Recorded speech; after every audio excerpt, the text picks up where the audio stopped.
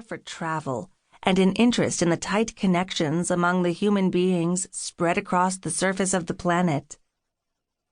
It was a globe that would have looked at home in a 19th century home. I imagined the Victorian mansion where that globe might live, a house that was nothing like the modern, glass-walled homes populating our cul-de-sac. I saw its parlor and library, a formal dining room, and 2 floors filled with bedrooms. I pictured an attic and a basement. In the corner of a richly furnished study, the globe would sit in a place of honor, bracketed by bookcases. Duncan would say I was reading into it, fantasizing. I didn't think I was. I was certain my new neighbors were different, because their possessions told me they were not slaves to technology.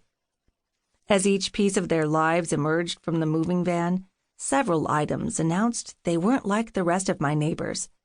There were boxes of books and board games, the thick, dark lettering on the cardboard announcing the contents so proudly I could easily read the words from where I stood in my front yard.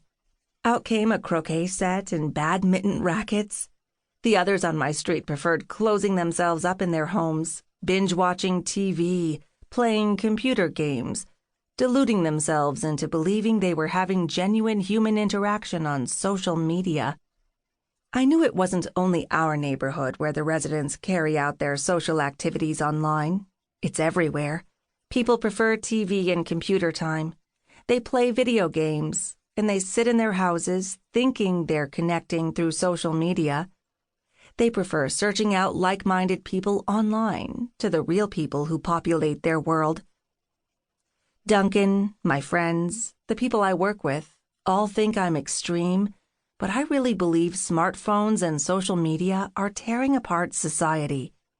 If 80% of human communication is nonverbal, as they say it is, and all we exchange are words, there's no communication at all. There's no connection. We might think we're forming and maintaining relationships through photographs and videos, pithy comments and emojis, but we're not. We hide behind them. People should be terrified by what's happening to the world. The husband was overseeing the unloading. He was tall and slender, his movements fluid and sure. He saw me watching, standing beneath my small Japanese maple tree, trying to stay cool in the unseasonably scorching May sun. It was the hottest California spring on record. We'd already had 4 days with temperatures passing the 100-degree mark. An equally hot summer was forecast. Although he probably couldn't see my features from where he stood, I smiled at my new neighbor. I lifted my hand and waved. He looked directly at me, then spun and walked up the front path.